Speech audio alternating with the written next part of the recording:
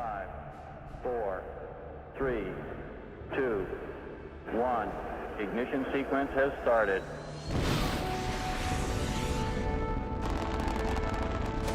Liftoff. We have liftoff.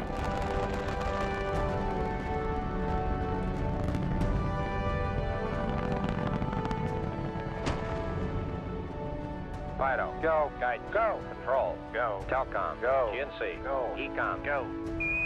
The Eagle has landed. We copy you down, Eagle. It's one small step for man, one giant leap for mankind. In the beginning, God created the heaven and the earth. And God said, let there be light. And there was light. Okay, Houston, we've had a problem here. Say again, please. Oh, Houston, we've had a problem. And it's been a long way, but we're here. Okay, are you guys ready? Here we go. It might sound corny, but the view is really out of this world. I believe that this nation should commit itself to achieving the goal, before this decade is out, of landing a man on the moon and returning him safely to the Earth. No single space project in this period will be more impressive to mankind or more important for the long-range exploration of space, and none will be so difficult or expensive to accomplish.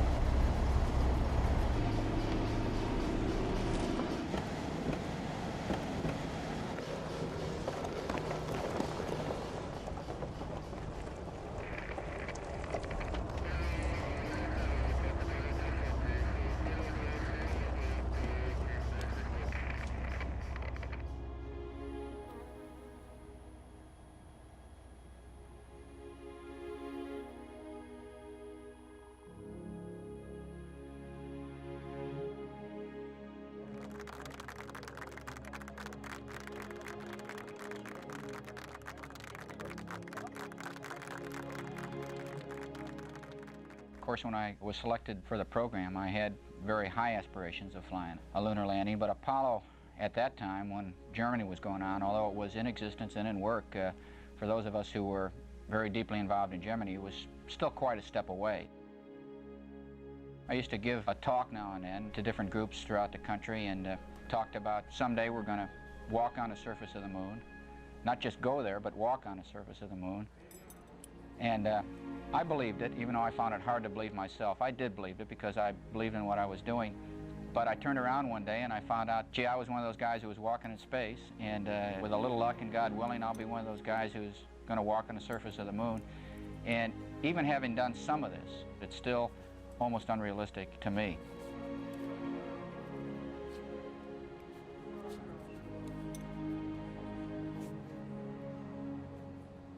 In spite of the fact that I've had a chance to fly a couple times and I've been close to the moon, I haven't made that moon landing, and believe me, it's no easier today than they were in the past, and certainly they're not for a crew who's never made that lunar landing before.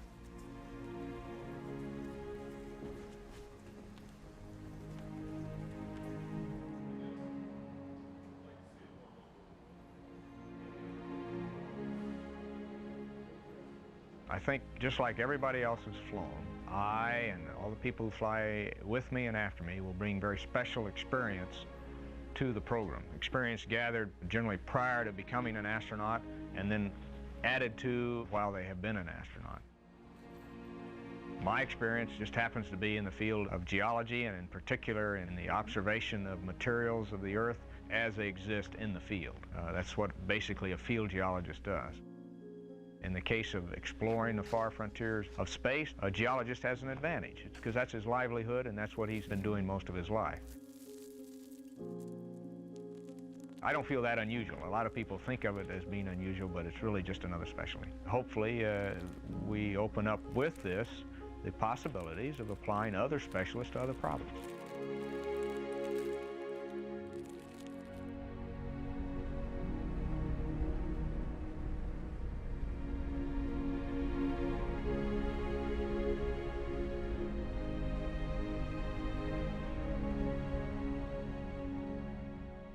Apollo 17 is what we call a J mission series, or it's a follow-on to Apollo 15 and 16, where we really sort of change the capability of the spacecraft. We have more payload on this flight. As a result, we have quite an extensive and heavier scientific package in our spacecraft, which of course means it takes longer time to deploy it, to set it up, to get it working. With that in mind, and to spend additional time on exploring the geological finds we hope will be in Taurus Littrow, our landing site, we hope to spend a little bit longer time on the lunar surface.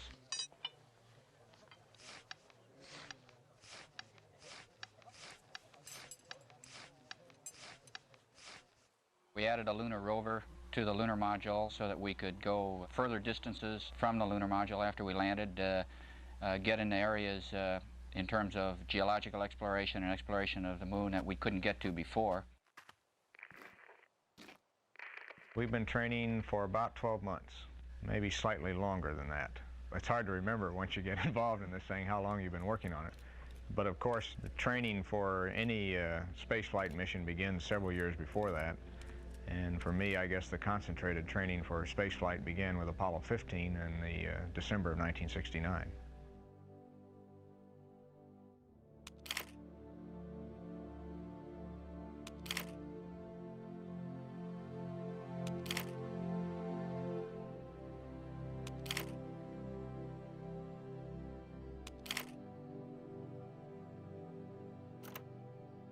This is Apollo Saturn Launch Control. We're T-minus 1 hour, 22 minutes and counting. Out at the pad, the space vehicle is surrounded by searchlights producing some 225 foot candles of light.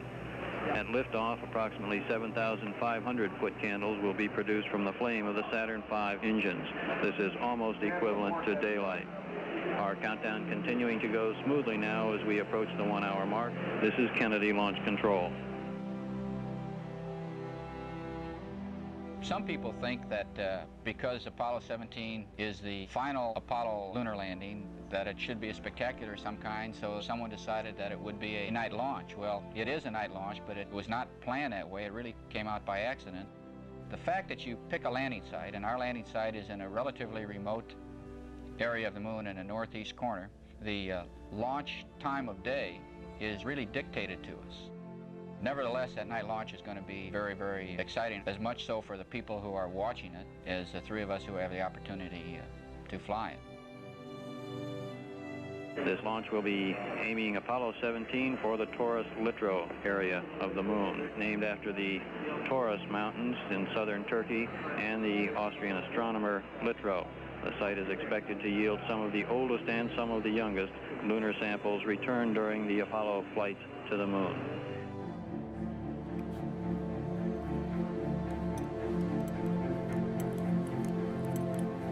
Have a chance to complete this first phase of lunar exploration and last chapters of a lunar history book that Apollo has the capability of writing. We won't know it for 50, 100 years, but some of the things that we are finding that were completely unexpected, that we didn't plan to find, will almost certainly be the most important things in the eyes of the history of science and very probably in the eyes of history of man. This is Apollo Saturn Launch Control. First stage, second stage, third stage, now all going to internal power. The flight of Apollo 17 will be able to be seen some 500 miles away as it goes into Earth orbit.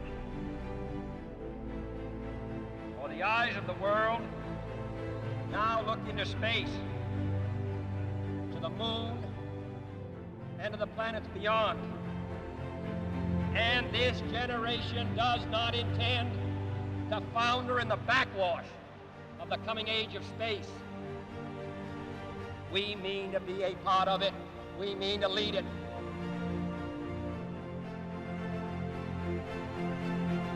Entering the final phases of the countdown, various elements of the team reporting in with their go, no-goes for launch. First stage reporting they are go. Range safety, they are go.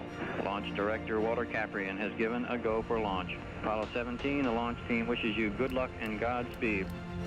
The music go. Vanguard. 25 seconds and counting. We are still go. There you go. 20 seconds. Guidance alert. The guidance system now going internal. 15, 14, 13, 12, 11, 10, 9, 8. Ignition sequence start.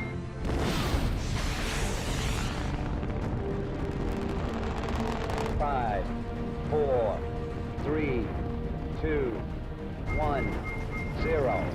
Liftoff. We have liftoff.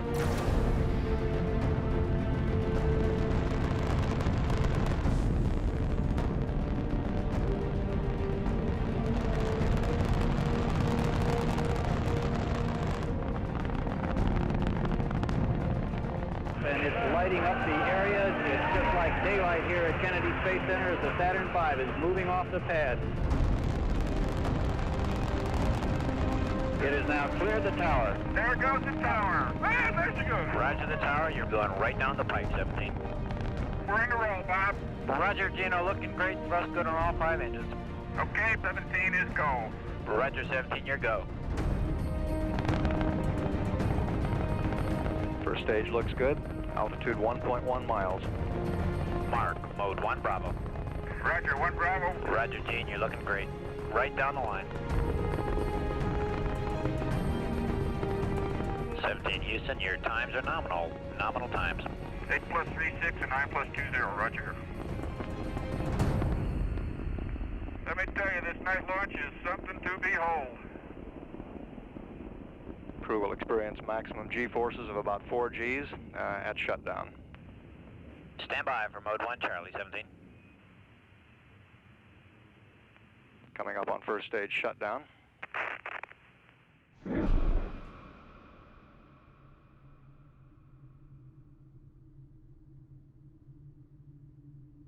Houston, you are go for orbit. Go for orbit. Those are kind words, Robert. We're go for orbit here. Good show, babe. A little late, but a good show. Outstanding ride. Sure felt like it.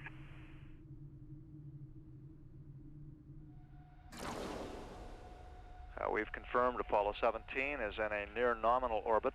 The translunar injection burn is targeted to last 5 minutes 51 seconds, accelerating Apollo 17 to the required speed to get it into an orbit that'll intercept the moon.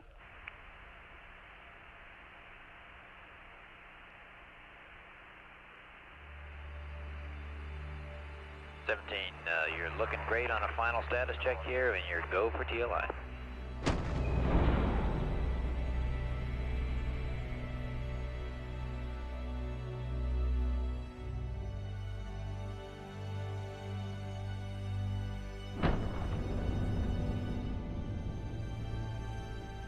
Houston, you're looking good, and the thrust is go.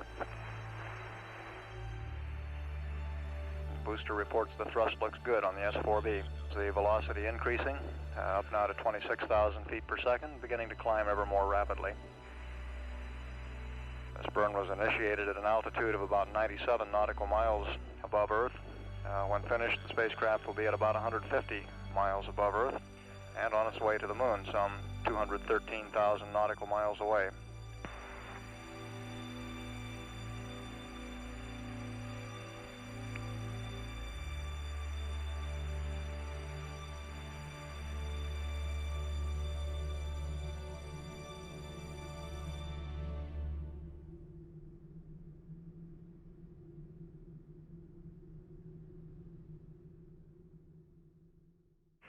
Houston, you have a go for T&D. Okay, a go for T&D.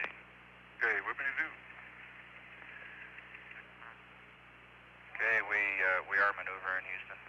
Ooh, what a beauty.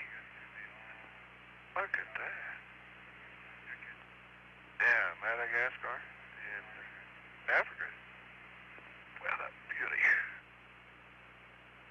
And we got a few very bright particles or fragments or something that go drifting by as we maneuver.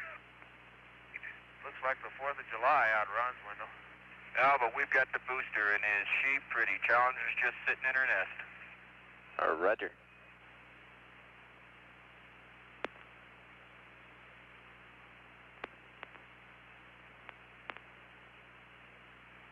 I can't tell you too much, Bob, from the center seat other than Captain America is very intent on getting Challenger at the moment.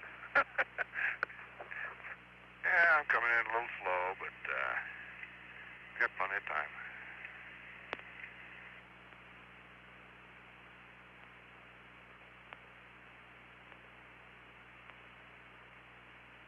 Ron Evans now at the controls of America, moving in for the docking with the Lunar Module Challenger.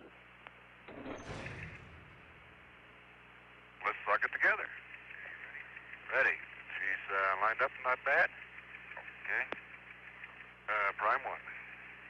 Mark it, stand by. There she comes. Okay, we got it. Oh, man, did we? Capture Houston. Roger. This is Apollo Control. America and Challenger are on their own at an altitude of 13,000 nautical miles from Earth.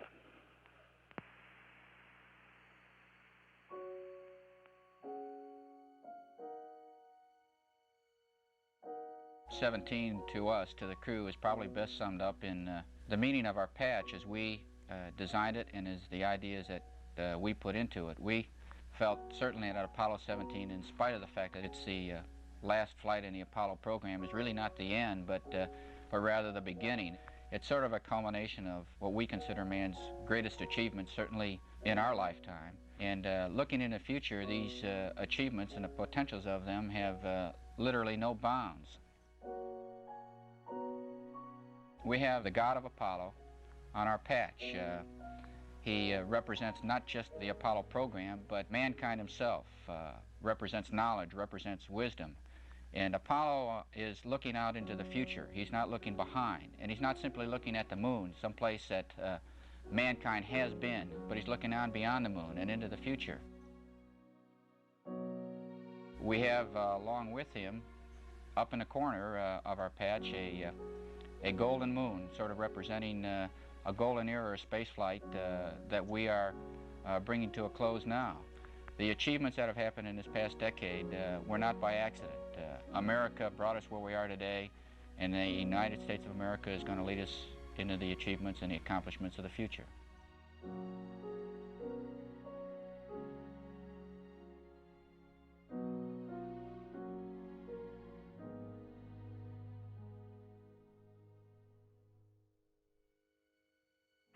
This is Apollo Control.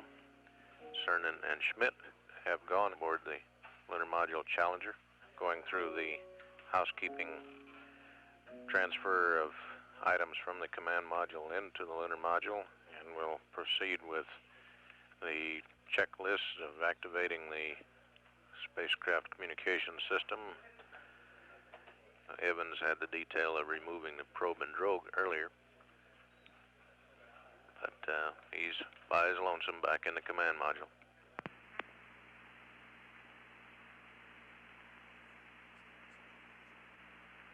Gordy, doesn't look like I have a chance to go to church today, but under the circumstances, I guess it'll be okay.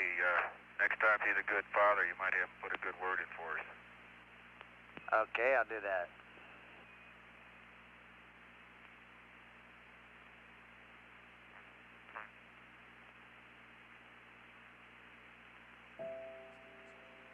Hello, Houston. I've got the moon.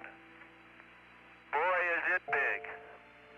We're coming in right down on top of it. Roger, that's about right. Don't worry, you'll miss it. I just want to hear you say it, because I'm going to hold you to it.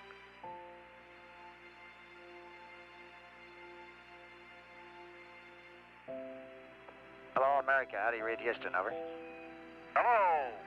Houston, this is America. You can breathe easier. America has arrived on station for the challenge ahead.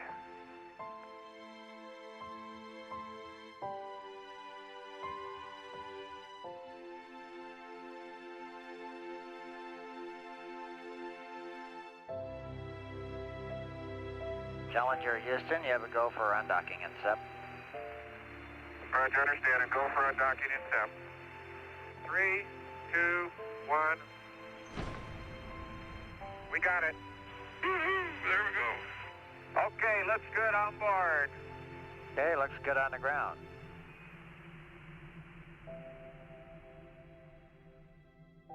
Now, the landing site of Apollo 17 Taurus Littrow is, and I'm speaking from the guy who's actually going to fly the spacecraft to land it, is very, very challenging. It's sort of a box canyon surrounded by mountains on 3 sides, and a landslide that comes off one of the mountains that has some rubble that is strewn across some of the craters just in front of where we're going to land. So from a pilot point of view, it's very, very challenging. Gordo, this is spectacular.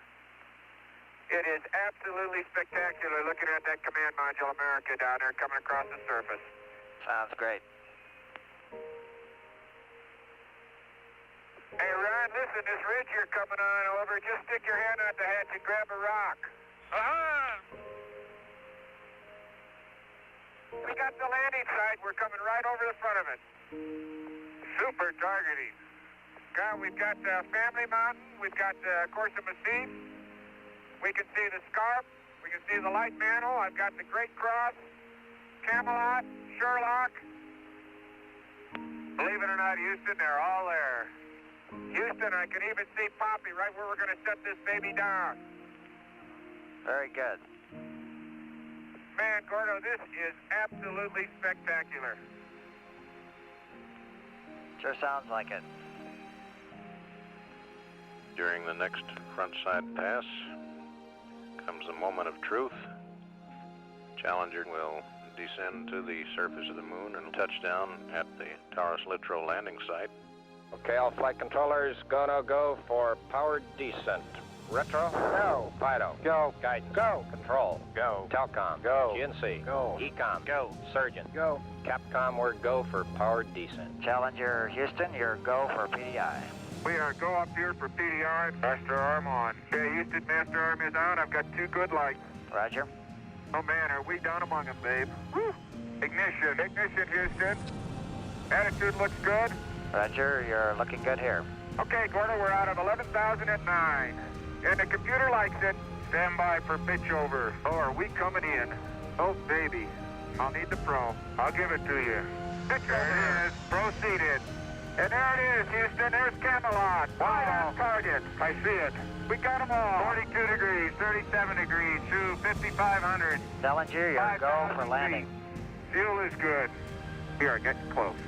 500. 15 feet per second. 300 feet. Going down at 5.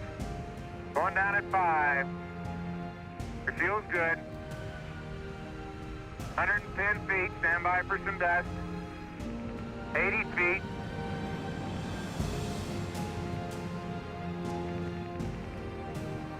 Getting a little dust. 40 feet. Going down at 3. Very little dust. Very little dust. Stand by for touchdown. Fuel's good. 20 feet. Stand by. 10 feet. Contact. Engine stop. Engine arm. Proceed. Command override off. Load control ahead. Hold. Pings auto. Okay, Houston, the Challenger has landed. Roger, Challenger, that's super. Boy, you bet it is, Gordo. Boy, when you said shut down, I shut down and we dropped, didn't we? Yes, sir. But we is here. Man, is we here. How's that look? Pressures look great. Manifolds right on. Brian, I had the meatball all the way. Beautiful. Jack, are we going to have some nice boulders in this area? Okay, the old camera's off. Okay.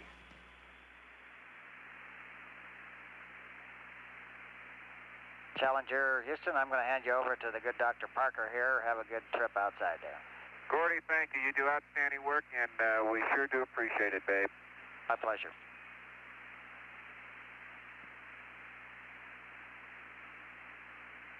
I think we're getting to our favorite part here. Click, click, click. Your helmet is locked. Your visor is locked. Oh, man. Woo! You ready for this? I hope so. Commander is on the porch. Oh, man. Oh, man.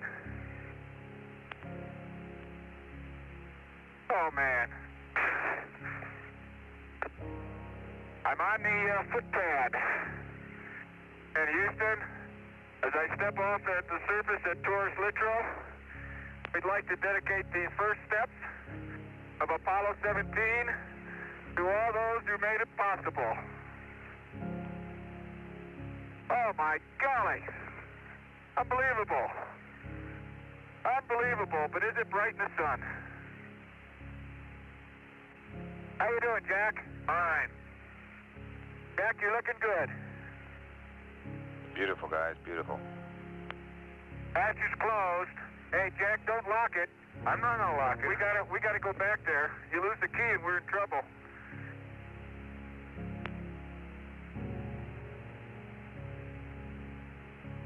Well, I tell you, Gene, I think next generation ought to accept this as a challenge. To see them leave footsteps like these someday.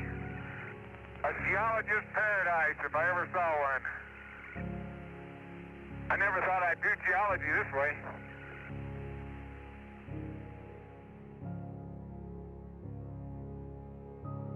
The Taurus Littrow site on the northeastern part of the moon at the edge of one of the large lunar basins called Serenitatis was selected as representing both a new part of the moon, which we had not explored yet, and having major features that would allow us to complete this first phase of lunar exploration and last chapters of a lunar history book that Apollo has the capability of writing.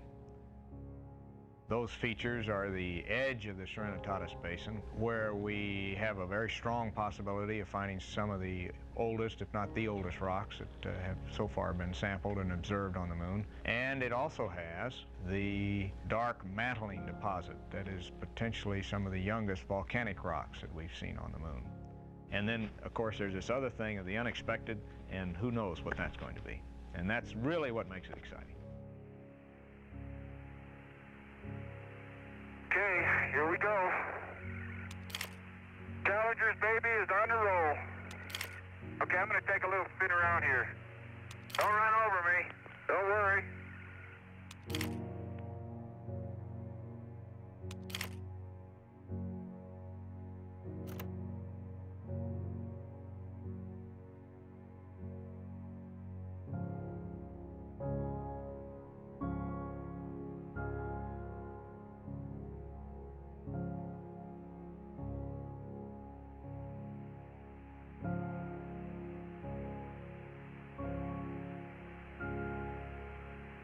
This rover's getting tested for what it was built for now. Yep. I tell you, it handles just the way as advertised. Maybe even better. 17, we have a picture. Oh, beautiful, babe. It's all yours. Okay. You have to get it down to my level. Tall guys are all alike. You're pretty agile there, Twinkle Toes. You bet your life I am. Okay. The flag they're deploying is the flag that has been in the Mission Control Center here during past missions. That's what it looks like it's waving in the breeze. Yes, sir. How about right there? It does wave when you do that. Yeah, but did you ever see it vibrate like that? I've never put a flag up in the moon before. What? We got a beautiful picture of you guys up down there. Let me tell you, Bob, this flag is a beautiful picture. That's beautiful. This has got to be one of the most proud moments of my life, I guarantee you.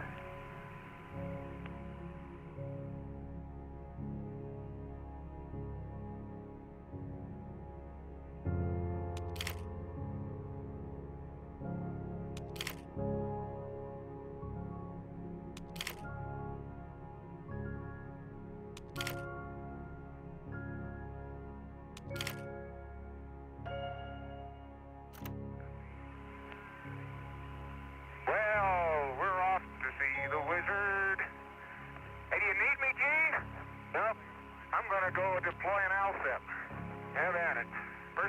find an ALSEP site? Schmidt carrying the ALSEP about 100 meters east of the LEM.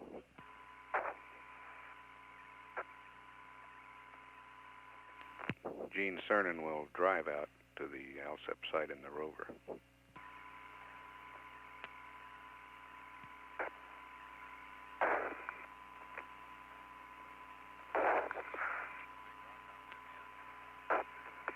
I say there, Jack, that looks like a big rock out there beyond you. That's the one we were talking about earlier. We believe you now. Oh, you won't believe it. Oh, there goes a fender. Oh, shoot. Okay, was it the rear fender, Gino? Yeah, I caught it with my hammer and it just popped right off. Well, if it wasn't for that fender, I'd be ready to go. Makes me sort of mad. A little piece of the rail is cracked off, and I'm just going to put a couple pieces of good old-fashioned American gray tape on it. See whether we can't make sure it stays, because I don't want to lose it. Except the old-fashioned American gray tape doesn't stick to lunar dust-covered fenders. Gene Cernan taping the fender on. I never thought I'd be out here doing this. Bob, I am done. If that fender stays on, I'm going to take a picture of it, because I'd like some sort of mending award. It's not too neat, but, well, let's hope. Keep your fingers crossed, and I'll be more careful around the fenders. Okay, copy that. Site selection in all the missions entails the utilization by NASA of a number of scientific advisory groups and the inputs of many individuals across the country, scientists primarily. From the scientific point of view, in terms of the instruments that we're going to place on the surface, the landing site was picked because it gives us a tremendous network of scientific instrumentation that is still active from all the previous Apollo missions, spread across the face of the moon. We can see activity of earthquakes and meteor impacts, and it gives us a pretty good cross-section to pinpoint where this activity is and exactly what's happening. How's the TV working? Beautiful. To coin a phrase, it's a panoramic scene of beauty. Oh, come on now, Bob. Say, Bob, what do you think of the terrain? Looks flat. Looks very flat and smooth. That's why you're an astronomer. Oh, well.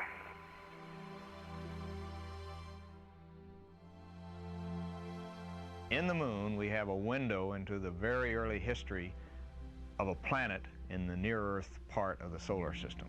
From 3.3 billion years ago back to, say, 4.6 billion years ago. That is a history which is almost totally obscured to us on Earth. On the moon, that's where lunar history starts, and that's why it's exciting to Earth scientists who have for years been trying to find out what happened to the Earth in that very early time, and an understanding of the processes that really affected the total distribution of materials on the Earth. And it's in those materials that lie our resources, and in the long-term understanding of the Earth so that we can exploit those resources and exploit them in obviously a now, I think, a much more enlightened way than maybe we did in the past, but nevertheless we must exploit them in order to preserve the civilization we're used to. That's reason number one. A little bit involved, but it is probably the primary material justification, scientific justification for going to the moon. Secondly, and equally important related to the Earth, is an understanding of the history of the sun. And within the soils of the moon, and within the rocks of the moon, the very surface layers of the moon, we are starting to see the effects of solar history on those materials. And there is no way we can get this information on the Earth or in orbit around the Earth, because what we see there is what's happening now. What we see on the moon, we can go through the record of the soil and see what has happened 100 million years ago and up to probably at least 1 billion years ago in some places on the moon. And if we don't understand the sun and how it affects materials and what the history of that sun has been as it has affected our own environment on Earth, it's going to be very difficult to understand how to preserve the environment that we now know, because the sun is still the prime mover, the prime force for change in the environment we have to deal with.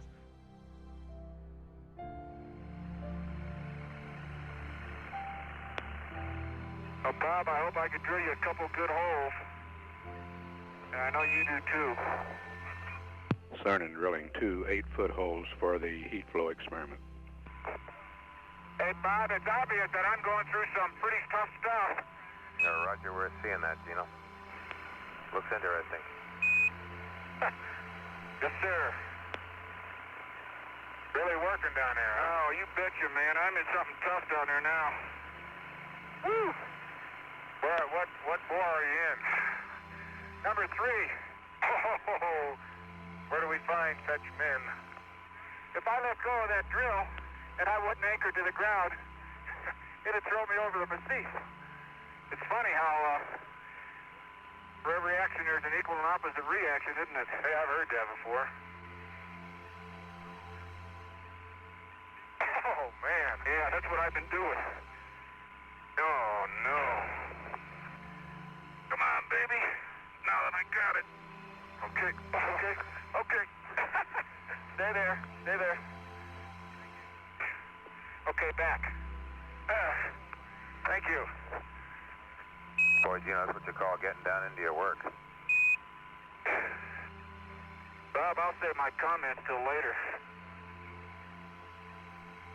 Oh, me oh my. We got them 3 cores, we got the neutron flux down, and we got 2 heat probes, and an ALSEP.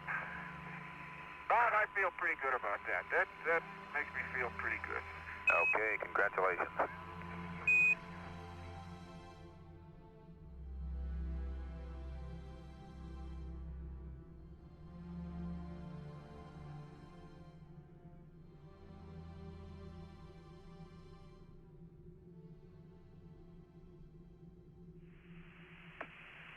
Okay, Bob, we're about 15 meters from a 20-meter blocky rim crater. It's about 3 to 4 meters deep. Okay, I copy that, Jack. Very good. Oh, he's going slowly, though. Very slowly. Try hitting, there you go. It's coming. Outstanding.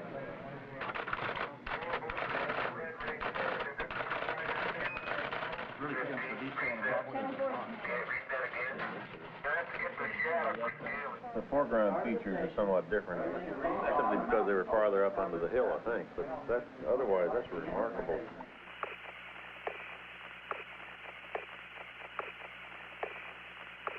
If you can hook your, that's what I'm going to do. I'm going to try and get it right. Hit it on the right side. It'll go this way, maybe. There you go. There's a good man. Piece right there. Try another one. Don't lose that one. Let me get that one for you. Right, I got it. Got it? Oops. Okay, bag 476 is the rock sample with a little bit of the soil near it. A chip. Chip off the rock. Be careful down in there. And it's the, watch it, G. If I go down there, that thing's about 15 feet deep. Right. Here's the other chip. Got it. Okay. Oh, look at the dark minerals in there. Are those dark, black? Yeah, they may be ilmenite or fresh pyroxene. Give me a pressure of pyroxene. Okay, you want my bag? Jim, you better make it clear to Parker that we got to pull out. Yeah, it's 29.5 minutes from now, but remember, they left this side a little bit late. Okay, we copy that. And 17, a reminder to factor into your thinking this is only a 30-minute stop, and it's about 20 minutes remaining. Yes, sir. Well, we got a sample, something. Okay. See if we can't fill this up for Christmas. You happy there? Yeah, that's good. Get your after. I'll get my after picture here. I'm going to take a close-up stereo of that contact. Definitely.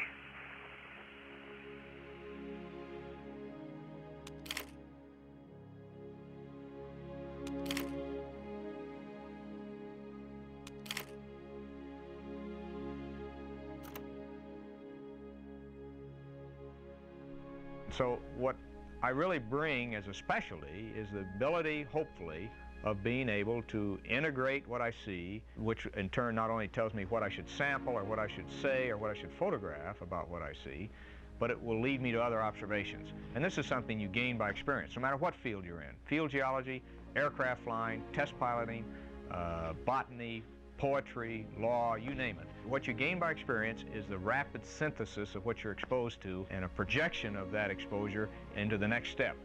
And so I don't feel myself very unusual being a scientist because we've had specialists before. And I'm really a geologist going to the moon, and we've got other types of scientists going on the Skylab program. Physicists, solar physicists, a medical doctor. We're just gradually evolving a phase of the exploration of space where we're now trying to apply specialties to the particular problems we have to deal with. I was strolling on the moon one day in the merry, merry month of December. Now, May's the month. May, that's right. May is the year of the month. When, much to my surprise, a pair of bunny eyes. Da-da-da-da-da-da-da-dee-da-dee. Almost looks like it's getting dark out, isn't it? Hope not. Or we is in trouble.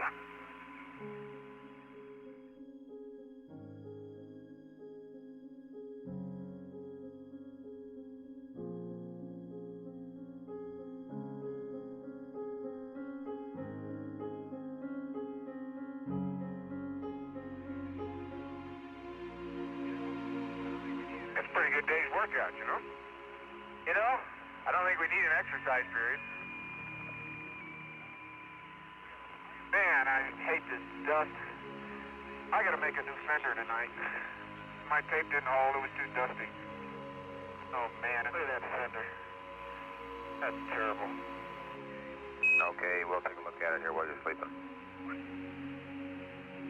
Get down a little bit more and you got another 2 or 3 inches.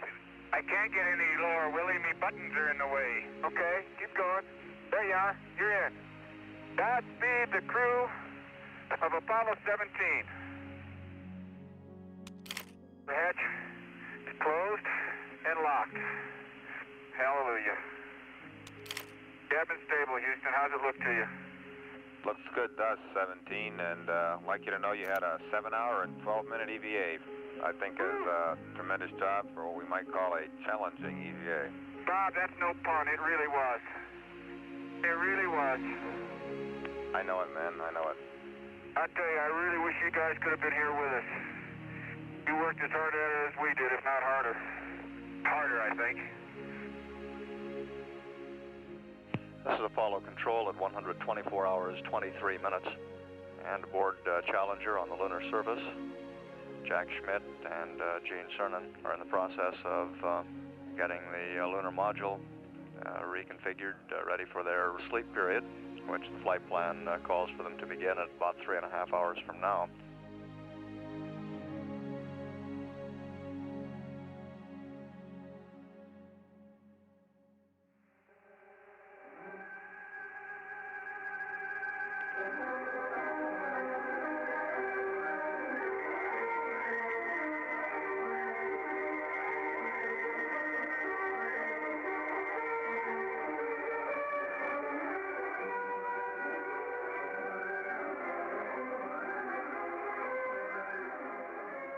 Good morning, Challenger. Dum, dum, da-dum, dum, da-dum, dum, dum, da-dum. How's everything look, Gordy? Couldn't look better. How's it look to you? Okay, Houston, on this fine Tuesday evening, as I step out onto the plains of Taurus Littrow, Apollo 17 is ready to go to work. Oh, what a nice day. Funny, there's not a cloud in the sky, except in the earth. Whee! Okay. Challenger Houston, we've been working while you've been sleeping on a fix for the missing fender. John Young's been over working it out in a suit with the mock-up rover. Sounds good, babe. Appreciate it. Okay, I'll now turn the microphone over to Captain Young. Hey, Gino, this is John. Hello, John. How you doing? Oh, just fine. You guys are doing a superb job. Really beautiful. Hey, we spent some time on this fender problem and worked out a pretty simple-minded procedure, which involves essentially taking 4 of those lunar surface maps, taping them together with gray tape so that you end up with a piece of paper about 15 inches by 10.5 inches, and clamping the edges of it on top of the fender with the AOT lamp clamps. It's simple and straightforward, and the beauty of it is you're only spending about 2 minutes in the clamping operation, and it could save you up to about 12 dusting, I think, maybe. What do you think? Hey, thank you, Dave. We're going to work on it right now. Okay, hold it right there. Let me get the, okay. Think that'll stop the dust that way? Well, it'll stop some of it if it stays on. Crew is using maps to make that fender. The clamps are from the optical alignment telescope lamp. As you can see, it's only a paper fender, but the moon is real. Hold it right there while I clamp it down. Man, that's tight. I think that'll stay. I think it'll stay.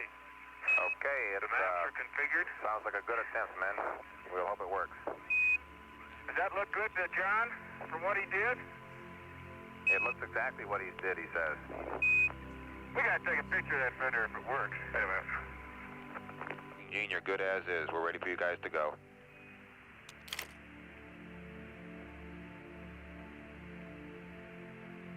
Okay, we are moving right now. Okay, we're marking that. The crew has started for Station 2, the most distant of the stations, more than 7 kilometers away.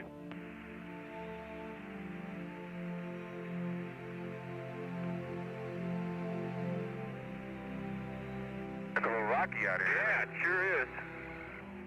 Okay, the fender fix is working so far. And I'm averaging probably 10 to 11 clicks. It's not exactly straight line navigation, but I think I can hold most of it. Roger, beautiful. The Taurus Littrow site for Apollo 17 is one where at the mountain front you'll be hearing the names South Massif and North Massif as we explore that part of the moon. At these fronts or massifs, there is an excellent probability, because of the impact event that formed the Serenitatis Basin, we will see rocks that form the early lunar crust. The big emphasis there will be to see these very old rocks that will help push this history book of the moon back right up to the very earliest possible time that we can examine on the moon that we know about, potentially as old as 4.4 or 5 billion years old. Hold it, Jack. Oh, watch it. Hold it, hold it. You can go around that one. you betcha. Woo! Gonna wrinkle your toes now. Oh, I wouldn't worry, Gene. Okay, the surface is not changing in terms of the detail, the surface texture of the fine-grained regolith. Most of the brightest craters have a little central pit in the bottom, which is glass lined. Look at that crater. Woo! Oh, man, it's Shivets. Woo! Boy, I tell you, are those massifs getting to look big now? Holy smoly. Man, this has been a trip. Man, I tell you, you know, we're really up on top of this thing. You guys been driving 64 minutes. Well, we're almost ready to park. Okay, beautiful. We're right where we wanted to be for Station 2, and it looks like a great place. They park. Station 2 is right at the base of the South Massif.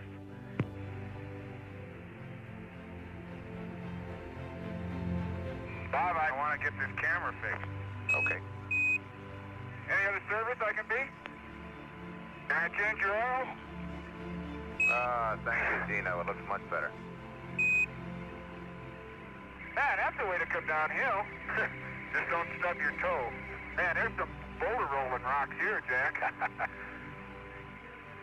Hey, Gene. Yeah. Set up right there. Let's get that big clasp. Oh, the clasp? Yeah. Yes, sir. Good eye. Good eye. Big white clasp. Good eye. Gray matrix spreadsheet. Good eye. Man, that's a prize. Bob, you still there? Roger, still there, listening with great delight. Got a bag? Got a bag. The soil from right underneath the rock. The old boulder rolling trick. Don't hit the rover. Whee! 17, if you want to just take a minute, you might look up in the sky and notice the beautiful Mother Earth. Hey, there she is. Oh, boy. There is orange soil. It's all over. Hey, it is. I can see it from here. It's orange. 3, 2, 1, ignition. Right away, Houston. Take your final look at the valley of Taurus Mitchell.